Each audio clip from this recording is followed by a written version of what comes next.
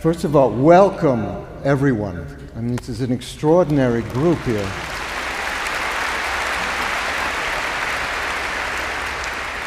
I really had no idea how many people would be here and what extraordinary energy was here. And I think one factor, today, Sunday. Even so no work. Nobody. I think they sacrifice sleep. Okay. We try to make these later in the day, but it costs more later in the day, so we have to do them in the morning. You know, whenever I see a group like this, I'm always there's a poem by a Japanese poet, Kobayashi Isa.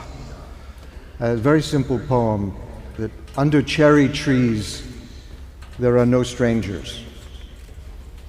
And I always have that feeling around His Holiness, is that He is our great cherry tree, and that sometimes 500,000 people, strangers, in normal life come to see His Holiness. But under the cherry tree of His Holiness, we all become friends very quickly.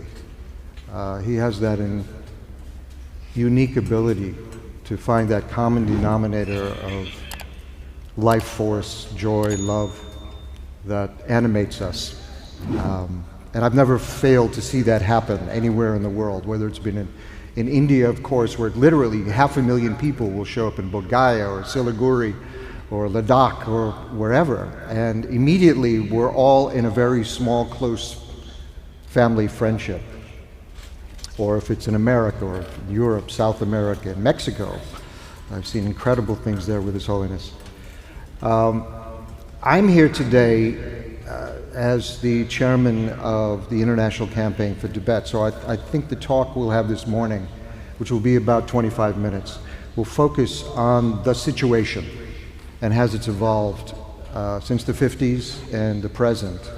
And I'd love to have His Holiness share with us his view of how the situation has evolved, how it's changed, and eventually the situation as it is now in China and also in Tibet, and how it relates to that dynamic as well as the international dynamic.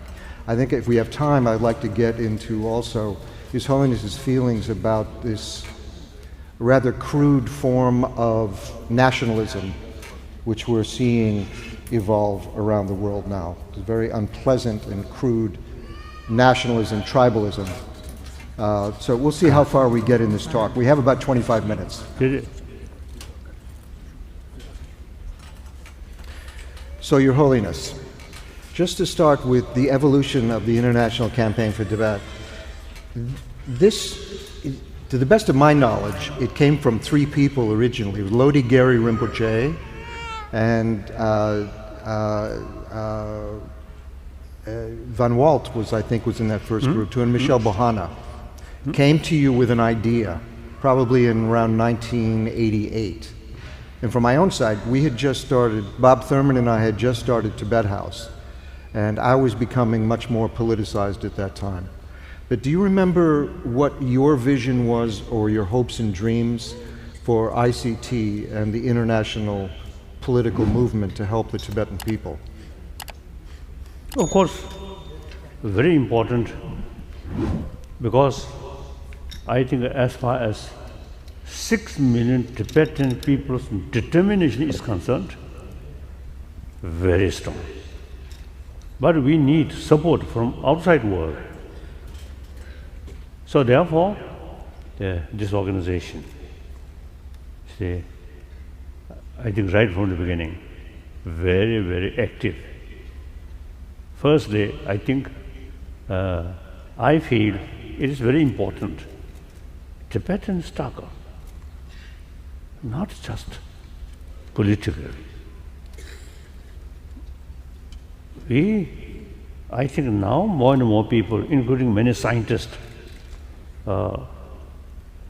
realize the knowledge which we kept over 1,000 years, originally come from India. This knowledge sometimes I describing those knowledge which originally come from India, mainly in Nalanda tradition, over 1,000 years, we kept. Now today, these traditions available only in Tibetan tradition.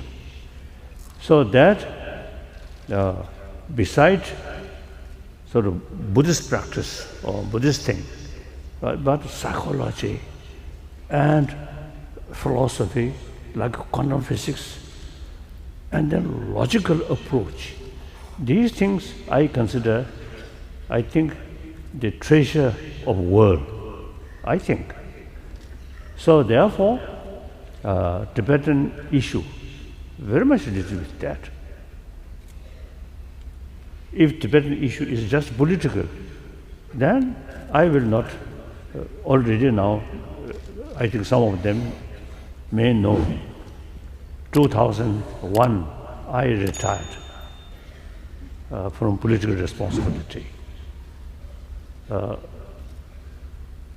All political sort of matter was carried by elected political leadership. So I retired. But as far as the responsibility for preservation of Tibetan Buddhist culture, this ancient Nalanda tradition, I really feel something really worthwhile to preserve. And there is real potential to share more human beings. So I think my very concept, the sense of responsibility or global responsibility, this actually come from, you see, the Buddhist tradition. Mm-hmm. We always say entire sentient being as a mother sentient being. So this organization, also ICT, very, very helpful. You see, make clear about Tibetan issue. So it is very, very useful. Thank you, and including you yourself. Right from the beginning, you really, I think, fully involved by yourself. So I really appreciate. Thank you. Thank you. Thank you.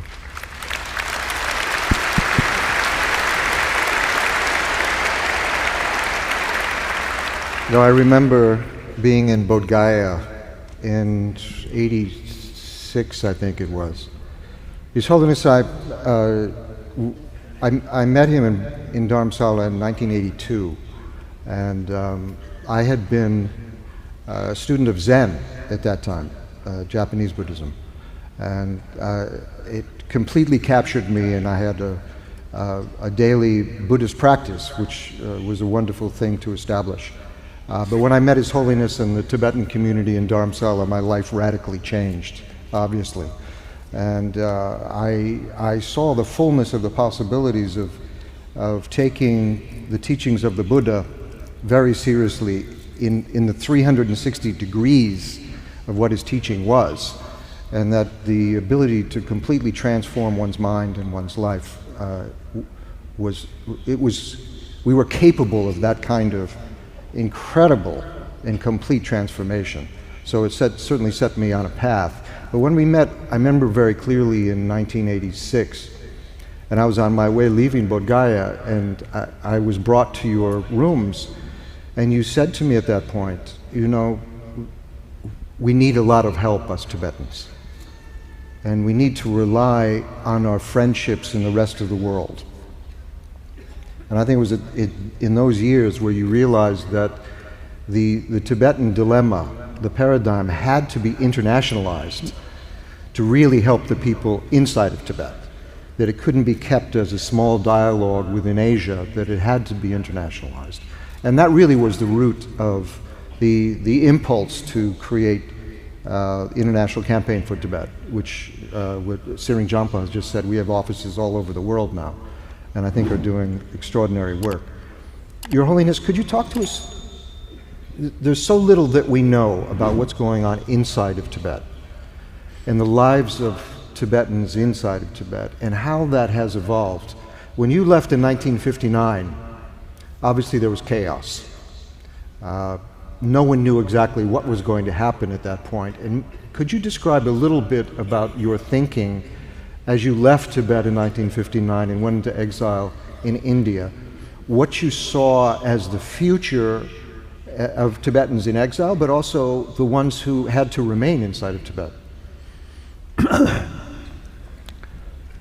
Last 60 years, the situation sometimes very serious, and including torture, killing, very, very serious, but sometimes a little bit comparatively more lenient.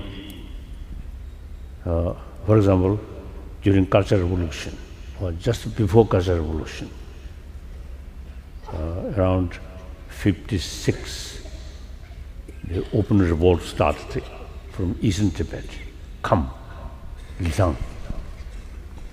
Then that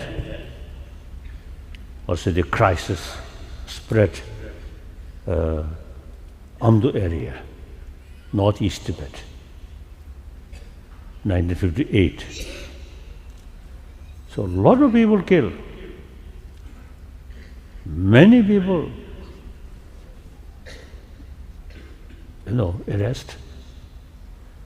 So I think early 80, my there was a direct contact with Chinese government. As a result, we have the opportunity to send some fact-finding mission. So after they returned, they told me some of their own village, the male population much reduced because of killing, fighting. So very sad, but then after Cultural Revolution, particularly when Hu Yanpang became party secretary, then things really much change. So then after Hu Yanpang, in China proper, eventually Tiananmen event happened. So then their policy become more hardliner. So in Tibetan area also, then some of these hardliner, they are very short-sighted, narrow-minded. So they, in their eye, separate Tibetan identity, including language and religious Buddhist knowledge, they consider source of threat of separation. So accordingly, they really carry systematic policy. In many areas, they restriction study Tibetan. And then these bigger monastery, they start political education. So very difficult. But then, more suppressive policy, Tibetan become more harder, including younger generation. So then, during Jiang Zemin president, then we developed some direct contact. And comparatively, things a little better. So like that, sometimes, Kasota, much difficult, sometimes a little bit better. But economy is concerned. Now, in many Tibetan area, new buildings, new house, and also I think economy facility, I think improve. That's also good. Now my main concern is the environment issue. My Chinese friend, ecologist, he wrote article, mentioned the global warming from effect from Tibetan plateau to global warming as much as South Pole and the North Pole. So he described Tibetan plateau is third pole. So we really need special sort of care about environment. And then some Indian ecologists, they say Tibet high altitude and dry climate once damage the ecology, it take longer for revival, recovery by nature. Therefore, it is very important to take special care. I usually say telling my Indian friend, we are supplier of water to millions of Indians, whole northern India, and also China also, like Yellow River, and then Mekong River, also through Vietnam. And then some river which go to India. All these ultimate source is Tibet. So taking care. Now already there are signs the snowfall reduce. And even Dharamsala, 1960 summer, I come to Dharamsala as the government of India arranged. That winter, lot of snowfall. Then each year, less. Now these days, during winter, snowfall in my place was very less, except in high mountains. So there's clear sign of global warming. You should know that Dharamsala in the winter is one of the coldest places on the planet. And also the rainfall. The precipitation in Dharamsala is off the scale, but it has radically changed in the last 10 years, 15 years. Right. So after I retirement from political responsibility, but I fully committed regarding Tibetan ecology, environment issue. And then most important is preservation of Tibetan knowledge, as I mentioned earlier. Something I really feel very useful. But this is something I have Your no Holiness, modern education, nothing. But when we meet scientists and many scholars, the ancient knowledge which come from India, I study from childhood. When I studied, I was very, very lazy student. I have no interest in these subjects. But gradually I realized, the knowledge which I learned from childhood, really, really useful. So my translator, he ex-monk, so he also find this very useful. This knowledge they learn in big monastic institution. So I really fully committed to preservation of this knowledge. Now, fortunately, now China become, I think, the biggest number of Buddhist population, around 400 million Buddhists. And many of these Buddhists really showing genuine respect and genuine interest about Tibetan Buddhist tradition, which they realize pure tradition, authentic tradition of Nalanda. So some Chinese scholar, they describe Tibetan Nalanda tradition, Buddhism is very scientific sort of religion. You want to explain a little to this group, Nalanda, what that tradition I is? think you explain better. Well, His Holiness has been talking about Nalanda for many decades now as really the source of Buddhism, and that's where all the great scholars were. It was the greatest university of its time, 8th century, 9th century, 10th century. The greatest minds of Asia came to Nalanda to study, and it was a vast university, walled city university. And one of the interesting things about it, it had gates at the cardinal points, and they put their best debaters, their greatest minds in each of those gates, and you had to win a debate with one of those debaters, those great minds, to be allowed admission into Nalanda. And really an extraordinary, visionary place of learning, of excellence on all levels. But that's the tradition that His Holiness really speaks about and he teaches.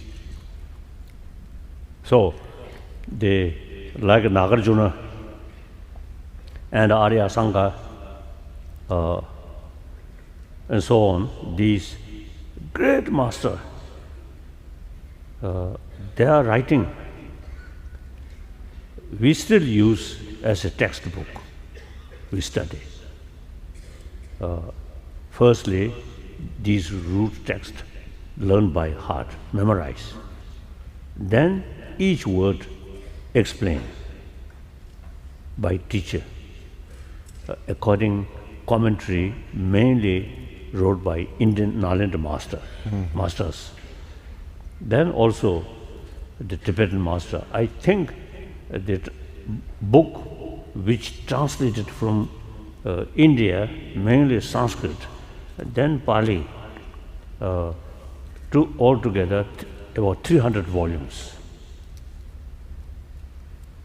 Sometimes I usually see telling people when I give some sort of lecture on Tibetan, we should not consider these 300 books something sacred book and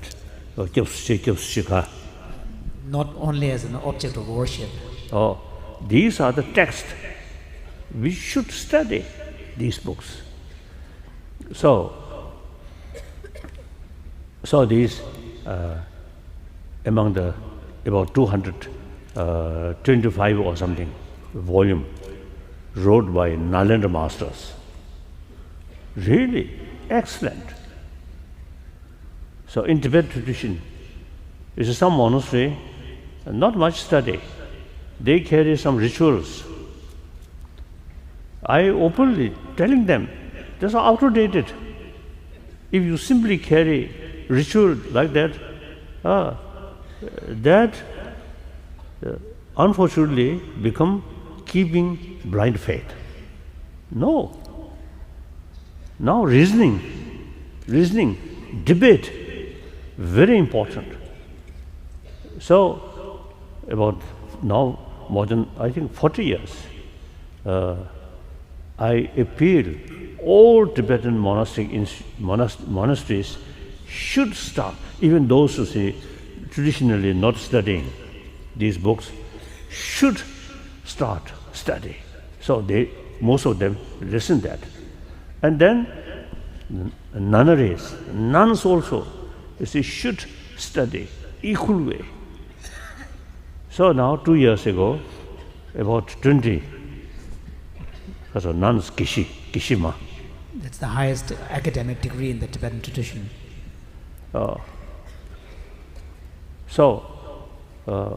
Then now really one good news, the whole Himalayan, the Buddhist population, you see, they set up one committee. So their goal is try to each monastery in Himalayan range should be learning center. Wonderful. So therefore, now these things, whether you are believer or non-believer, believe different religion. Okay, that's personal matter. But as far as knowledge, psychology, and like quantum physics, now these just knowledge. Now these days I'm telling, you see, people, in our modern education, the education about hygiene of physical there now should include hygiene of emotion. That's very important. I think we world are passing through some kind of crisis of emotion. That basically we human beings, according to scientists, compassionate. Human nature, more compassionate. Logically, we are a social animal. We all received maximum affection, love from our mother. Without that, we can't survive. And then constant anger, fear, eating our immune system. Whereas, you see, keep more warm-heartedness, very useful for our health. So these are the reasons basic human nature is more compassionate. Therefore, if now the problem is existing our education, so-called modern education, only oriented about material value, not pay, I think, at all attention about our inner value. So the Tibetan issue from that aspect, I feel very important. Well, absolutely. We're all beneficiaries of the Tibetan diaspora in many ways. The tragedy that has befallen Tibetans in Tibet has forced these extraordinary beings into the rest of the world and have brought their ideas to us. And the ideas that are coming into education, for sure. I know there's pilot programs around the world that are using a lot of Tibetan techniques of emotional transformation and working with the mind. But also in the realm of science and physics. And Your Holiness, would you speak to that? Some of how this has evolved, this dialogue between you and science, Western science, and how, I mean, I've been part of this also, and obviously Thupten Jinpa is the chairman of Mind and Life. Mm-hmm. The two of you have seen this evolution of Eastern practices, Eastern science, Eastern exploration, and how it's interacting with Western ideas and approach to the ideas of consciousness, reality, emotions, etc. Speak to that a little bit about how that's evolved and where we are now. I think you should speak. I think you participate. Mention you. You should let me set the stage for this, because this started, Mind and Life started in 1982, was it? First dialogue was 87, yeah. It was about that. And it was these dialogues and interactions that take place in Dharamsala at His Holiness's residence. And it started as maybe 4, 5, 6 days of talks with world-class scientists in different areas of behavioral sciences, physics, etc. And it was essentially for His Holiness to interact with these ideas at a high level. But they would always evolve into something more than anyone ever realized, as these ideas would clash initially, but then they would find a way to get larger and more inclusive. And now these dialogues are happening all over the world and has become part of the norm of science dialogue now in a quite extraordinary way, when it had been marginalized and really was peripheral. And His Holiness has been in the center of that, in his ability to move from a completely Eastern point of view of exploration in terms of consciousness and mind to a Western idea as well. I'm curious, and we don't have that much more time, but the sticking block between Eastern sciences and Western sciences is, can there be consciousness outside of the brain, outside of material reality? And this is always comes to this point with you and scientists where you agree to disagree. But how do you think that we'll ever be able to bridge that distance?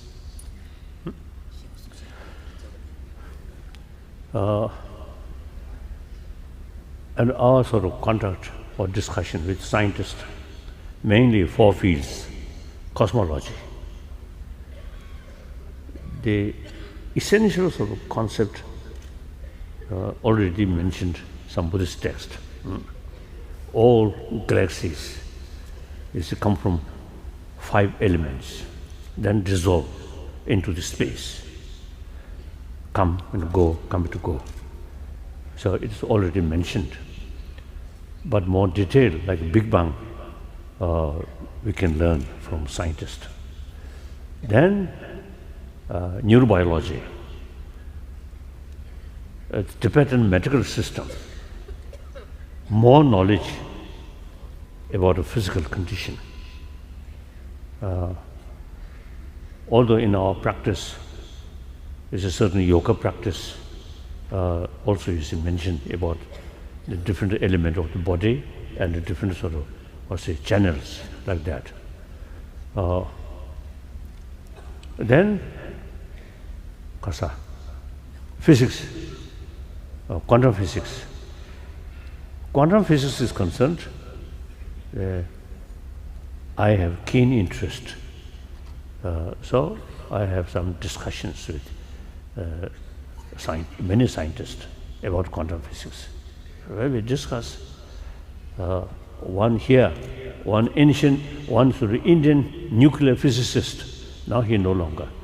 He once told me, quantum physics in the West, something new.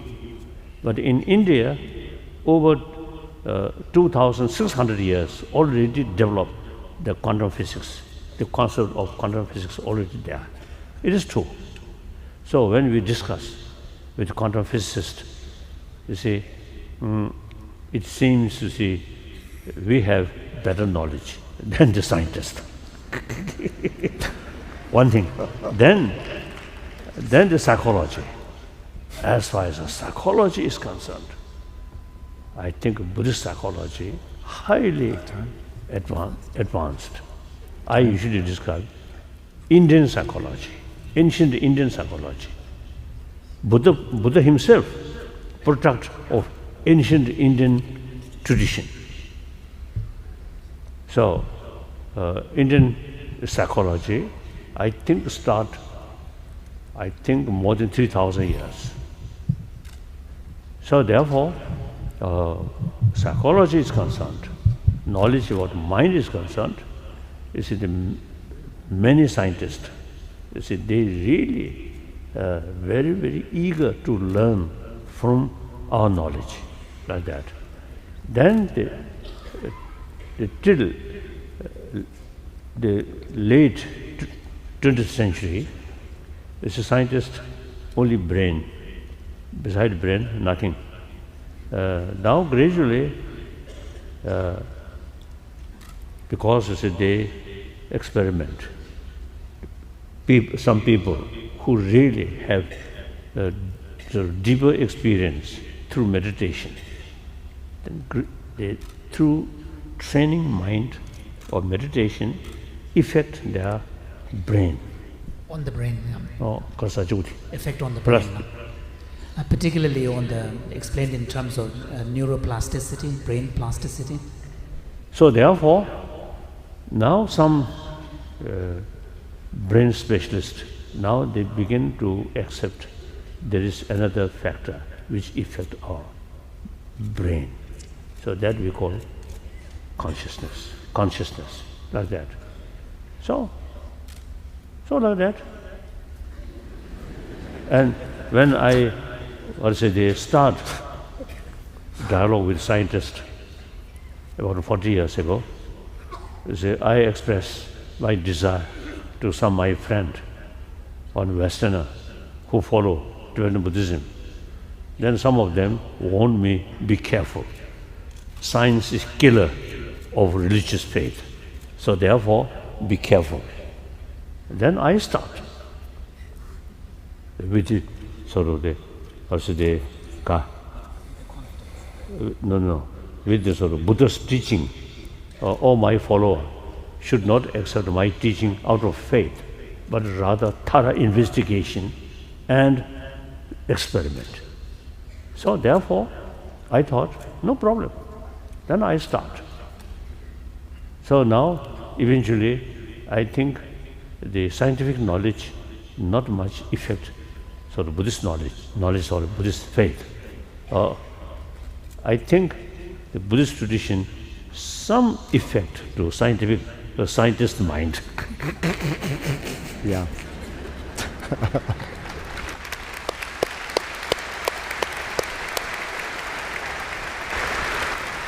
All right, we're unfortunately being told our time is up. I could do this forever and ever and ever, but His Holiness has given us, I think, almost half an hour of His very precious time, which we thank Him for.